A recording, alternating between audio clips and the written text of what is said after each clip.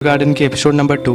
Episode की starting में हमें 4 साल की पहले की स्टोरी दिखाया जाता है। हम देखते हैं कि एक जगह फोर्ट ऑफ स्टीमर, तभी हमें एक आदमी कैप्टन डायटार्ड को दिखाया जाता है और उससे मिलने उसका छोटा भाई गिलबर्ट आया होता है। गिलबर्ट का भाई कहने लगता है कि हे गिलबर्ट, तुम हमेशा की तरह डिप्रेस दिख रहे हो जैसे कि फादर थे। और गिलबर्ट कहने लगता है कि तुम आज भी नहीं बदले, फादर होते तो तुम्हारे इस तरह के हेयर कट को आज भी अप्रूव नहीं करते। गिलबर्ट का भाई कहता है कि ये अच्छा हुआ कि फादर और नहीं रहे। और ये सुनने के बाद गिलबर्ट थोड़ा अजीब तरह से देखने लगता है। उसका भाई कहता है कि मुझे इस तरह मत देखो और चलो मैं तुम्हारे लिए आज एक अच्छा गिफ्ट लाया हूँ क्योंकि हमारे प्रमोशन को सेलिब्रेट करने के लिए। और वो कहता है कि तुम्हें इसे वेपन की तरह ही यूज करना होगा लेकिन इससे अटैच मत हो जाना। और वो गिलबर्ट को वो गिफ्ट ओपन करने के लिए कहता है। और गिलबर्ट जब जाके अपना गिफ्ट ओपन करता है तो वो देखता है कि उसकी गिफ्ट एक लड़की होती है। वो लड़की और कोई नहीं होती है, वो है वायलेट एवरगार्डन। वो गिलबर्ट को देखने लगती है। गिलबर्ट का भाई कहने लगता है कि मुझे ये नॉर्थ ईस्टर्न की वार जोन में मिला।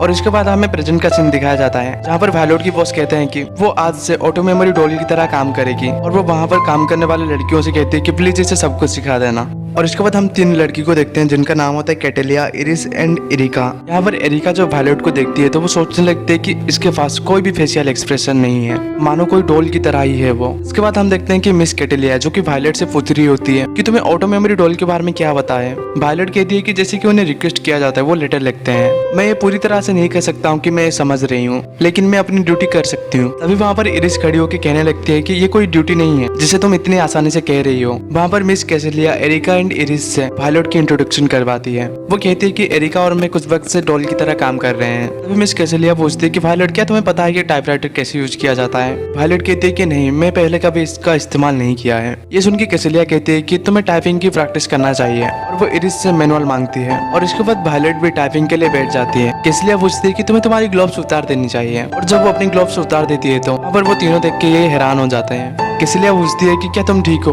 वायलेट कहती है कि कोई परेशानी की बात नहीं है, मैं ठीक हूँ। कैटेलिया सिखाने लगते हैं कि इसे पेपर यहाँ पर डालना पड़ता है और यहाँ पर एफ एंड जे पर अपना फिंगर डालने के बाद टाइप स्टार्ट करना पड़ता है। और इसी तरह से भी वायलेट भी स्टार्ट करती है। और वायलेट कुछ देर बाद बहुत स्पीड से टाइप करने लगती है और जिसकी वजह से काफी ज्यादा आवाज भी होने लगती है। और ये देख के मिस कैटेलिया कहने लगती है कि रुक जाओ, अब तुम्हें रुकना होगा वायलेट। तभी वायलेट भी रुक जाती है। कैटेलिया कहने लगती है कि तुम्हें टाइप करना होगा लेकिन धीरे से। इसके बाद हम देखते हैं कि वो ऑफिस में स्टाफ मेंबर का लंच का टाइम हो जाता है। वहाँ पर बेनेडिक्ट पहुंच के एक साथ खाना खाने के लिए एक लड़की से पूछता है लेकिन वो लड़की मना कर देती है। और ये देख के बेनेडिक्ट थोड़ा डिसअपॉइंटमेंट होकर जाने लगता है।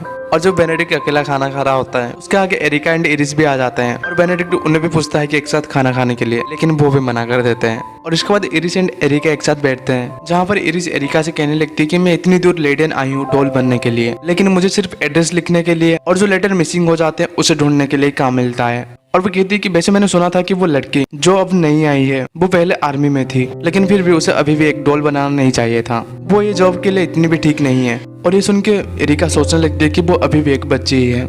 और यहाँ पर इरिस कहने लगती है कि मैं किसी फेमस पर्सन या फिर किसी एक्ट्रेस के सीक्रेट लव के बारे में लिखना चाहूंगी और इसी के लिए मुझे ये जॉब एक्साइट करता है, लेकिन ये सारे काम तो सिर्फ कैटेलिया को ही मिलते हैं। और यहाँ पर एरिका वायलेट के बारे में सोच रही होती है। नेक्स्ट सीन में हम देखते हैं कि कर्नल होजिन जो कि मिस कैटेलिया से पूछ रहे होते हैं तो वायलेट कैसे कर रही है। और ये सुन के मिस कैटेलिया कहने लगती है कि वो ठीक कर रही है, वैसे मैंने उसे लंच के लिए इन्वाइट किया था, उसने कहा कि वो अभी भी प्रैक्टिस करना चाहेगी। और यहाँ पर मिस कैटेलिया वो आदमी के साथ फ्लर्ट करने लगती है। नेक्स्ट सीन में हम देखते हैं कि शाम हो गया होता है और यहाँ पर वायलेट अभी भी प्रैक्टिस कर रही होती है। और ये देख के मिस कैटेलिया कहने लगती है कि तुमने काफी इंप्रूव कर लिया। तभी वायलेट कहती है कि ये ओपन शानदार है। और ये सुन के वो लेडी कहने लगती है कि क्या ओपन, और वो थोड़ा हैरान होती है। और वो कहने लगती है कि हाँ ये ओपन ही है, ये उन लड़कियों के लिए जो सोसाइटी में जाके खुद के लिए वर्क करने के लिए फाइट करते हैं जैसे कि हमारी तरह। और वो तभी कहती है कि अभी मैं अपनी सर्विस बंद करना चाहूंगी और वो टाइप राइटिंग को बंद करने के लिए बोलती है। तभी वायलेट पूछती है कि क्या मैं अपने साथ ये लेके जा सकती हूँ। और वो अपने रूम में ट्रेनिंग के लिए ये टाइप राइटिंग लेके जाना चाहती थी। और इसके बाद हम देखते हैं कि वायलेट जो कि टाइप राइटर अपने रूम में लेके आ गई होती है और वो टाइपिंग कर रही होती है। और इसके बाद हमें सुबह का सीन दिखाया जाता है जहाँ पर वायलेट गिलबर्ट के लिए अपने करंट सिचुएशन के बारे में बताते हुए लेटर लिखी होती है। और वो अपनी बॉस को वही लेटर दे देती है। वो कहती है कि मेजर अभी बिजी होंगे और इसीलिए वो अभी मुझसे नहीं मिल सकते। और ये सुन के उसका बॉस भी थोड़ा चौंक जाता है। और वो तभी कहता है कि मैं तुम्हारे लिए सेंड कर दूंगा वायलेट। और वो पूछते हैं कि वैसे तुम्हारी ट्रेनिंग कैसे जा रही है। वायलेट कहती है कि इसमें कोई परेशानी नहीं है, ठीक से जा रही है। और इसके बाद हम देखते हैं कि एक आदमी वायलेट एंड एरिका के पास लेटर लिखने के लिए आया होता है और वहाँ पर वो वायलेट की स्ट्रेट फॉरवर्ड आंसर सुन के वो एकदम से हैरान हो जाता है। और उसके बाद एक लेडी भी उनके पास एक लेटर लिखने के लिए आई होती है और वो अपनी कहानी बताते हुए रोने लगती है। और यहाँ पर वायलेट उनकी इमोशन को नहीं समझ पा रही होती है और वो कहती है कि इस तरह रोने से हम हमारे काम नहीं कर पाएंगे,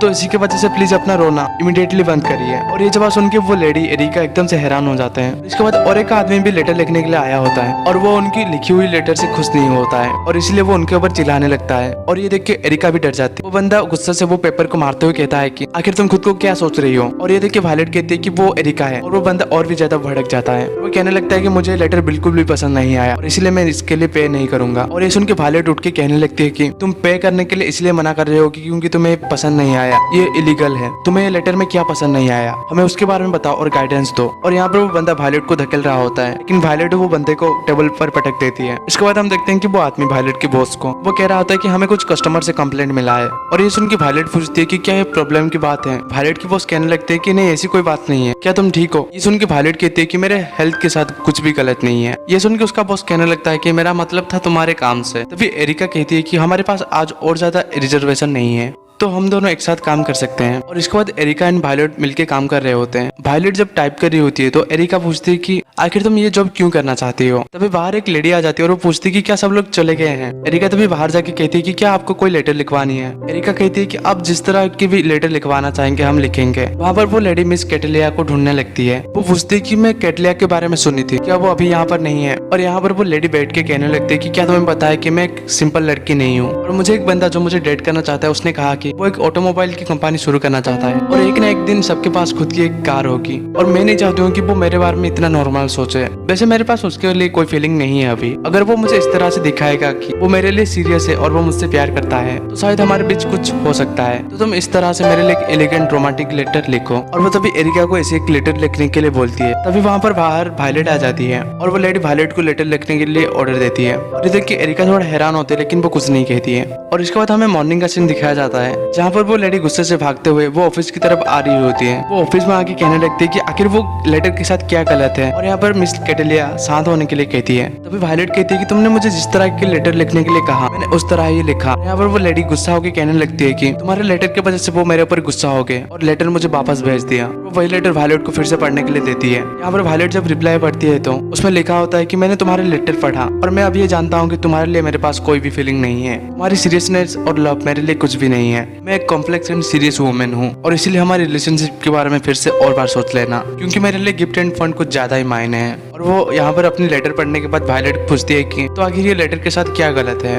तभी कैटलिया हैरान होते माफी मांगने लगती है। वो कहती है कि ये एक्सप्रेशन कुछ ज्यादा स्ट्रेट फॉरवर्ड है। तभी वो लेडी कहती है कि मैं उसे डेट करना चाहती थी लेकिन मुझे लगता था कि अगर मैं उसकी रिक्वेस्ट इतनी जल्दी एक्सेप्ट कर लूँ तो उसे ऐसा लगेगा कि मैं बहुत ज्यादा इजी हूँ। वो मैन चाहते हैं कि मैन उसके पीछे आए और मैं उससे प्यार करती हूँ। और ये बोलते हुए वो लेडी रोने लगती है लेकिन यहाँ पर वायलेट कुछ भी समझ नहीं पा रही होती है।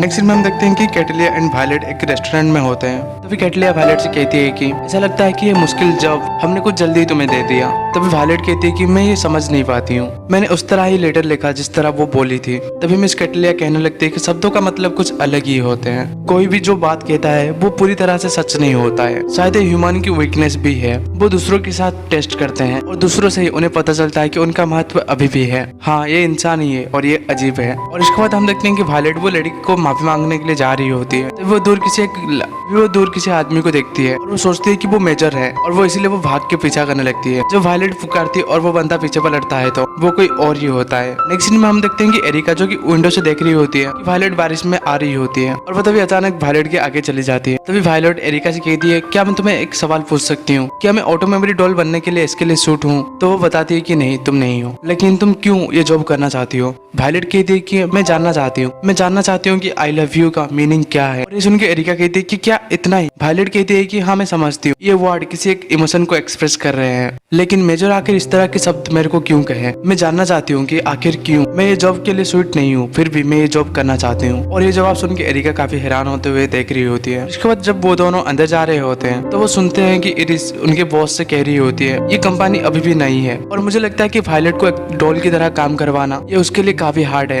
हमें कैटेलिया की वजह से काफी अच्छे काम मिलते हैं, लेकिन अगर ये कंपनी को बैड रेपुटेशन मिलेंगे तो ये बर्बाद भी हो सकता है। तो इसीलिए ये अच्छा होगा कि वायलेट को उसकी जॉब से निकाला दिया जाए। और ये सुन के कर्नल कहता है कि उसे अभी भी और थोड़ा ज्यादा वक्त दो। तभी वहाँ पर एरिका एंड वायलेट एंटर करते हैं। एरिका कहती है कि मुझे नहीं लगता है कि उसे ये जॉब से निकाल दिया जाना चाहिए। वायलेट काफी एक्यूरेट है और वो फास्ट टाइप करती है। वो मेंबरशिप टास्क बनाने में और एड्रेस लिखने में वो काफी अच्छी है। अगर एक बार वो और भी ज्यादा सीखेगी तो मुझे लगता है कि वो लेटर लिख सकती है, और इसीलिए प्लीज उसे ये जॉब से मत निकालिए। और ये सुन के वायलेट कहती है कि तुम अपनी बात को मना कर रही हो। तुमने मुझे अभी कहा कि मैं ये ड्यूटी के लिए शूट नहीं करती हूँ, लेकिन अभी ये क्या? जैसे कि कैटेलिया ने कहा था, शब्दों का अलग ही मतलब है। उसके बाद हम देखते हैं कि एरिका जो कि खुद से कह रही होती है, मैं ही तो वो खुद हूँ जो ये जॉब के लिए शूट नहीं करती हूँ, और वैसे इसी की वजह से मैं उसके लिए डिफेंड कर रही हूँ। और ये जॉब पहली बार डॉक्टर ऑरलैंड ने इन्वाइट किया था, और वो भी अपने प्रिंटिंग लेटर प्रेस के लिए। उनकी वाइफ एक नॉवेलिस्ट थी, लेकिन वो ब्लाइंड हो गई और लिख नहीं पाई, और वो अपने वाइफ के लिए टाइपराइटर क्रिएट कर दिया। और डॉक्टर इसे कहते हैं कि ऑटो मेमोरी डॉल, और ये टर्म अभी इंडस्ट्री में किसी दूसरे के लिए लिखने के लिए रिफर किया जाता है। उससे मिलकर मुझे ऐसा महसूस हुआ कि मैं अपनी ड्रीम को फिर से याद कर लिया, जो मैं शायद भूल ही गई थी। मेरी फीलिंग जो कि कहीं पर दबी गए थे, ये इस तरह ही है कि जैसे मेरे हार्ट ने फिर से आगे बढ़ा ऑरलैंड की वाइफ की नॉवल पढ़ने के बाद। लेकिन एक न एक दिन मैं भी चाहती हूँ मैं भी इस तरह की लेटर लिखूंगी जो कि लोगों की दिल की करीब पहुंच जाएगी। और इसके बाद हमें नेक्स्ट मॉर्निंग का सीन दिखाया जाता है, जहाँ पर कैटेलिया वायलेट को ड्रेसअप करवाती है। और तभी कर्नल वायलेट को एक चीज देते हैं। वो कहते हैं कि इसके लिए माफ करना कि मैं लेट हो गया हूँ। वो चीज को ओपन करने के लिए वो कहते हैं। जब वायलेट वो गिफ्ट को ओपन करती है तो वो देख के हैरान हो जाती है। वो कहते हैं कि ये वही चीज है, ये वही ब्रोच है जो मुझे मेजर ने दिया था। कर्नल कहते हैं कि ये ब्लैक मार्केट में था, किसी ने तुमसे चुरा लिया था। और यहाँ पर वायलेट वो स्टोन को और भी ज्यादा जोर से पकड़ लेती है। तभी कैटेलिया कहती है कि वायलेट तुम एक शॉर्ट टर्म कोर्स लेना चाहोगी। ये कोर्स को इरिस ने भी अटेंड किया था, मुझे लगता है कि तुम्हारे लिए काफी अच्छा रहेगा। और इसके बाद हम देखते हैं कि कर्नल एंड कैटेलिया एक साथ मिलकर ड्रिंक कर रहे होते हैं, और कर्नल इसके लिए थैंक यू कह रहे होते हैं। तभी कैटेलिया पूछती है कि मेजर कौन है जिसके बारे में वो बात करती रहती है। और ये सुन के कर्नल कहने लगते हैं कि वो गिलबर्ट, वो मिलिट्री एकेडमी के दिन से वो मेरा एक दोस्त है, वो बोगनविलिया फैमिली से है। ये बात सुन के वो लेडी हैरान होती हुई कहती है कि क्या ये वही जर्मनी के शासक है? कर्नल कहते हैं कि नहीं, फिर भी वो एक रिच फैमिली से है जिसके पास अपनी एक स्पिरिट है। और यहाँ पर हम देखते हैं कि वायलेट जो कि वही स्टोन को देख रही होती है, और वो याद करते हुए वही स्टोन को अपने करीब रखती है। और यहाँ पर कर्नल कैटेलिया से कहता है कि वो वापस नहीं आएगा, वो वापस फिर से कभी भी नहीं आएगा। और यहाँ पर ये एपिसोड भी खत्म हो जाता है।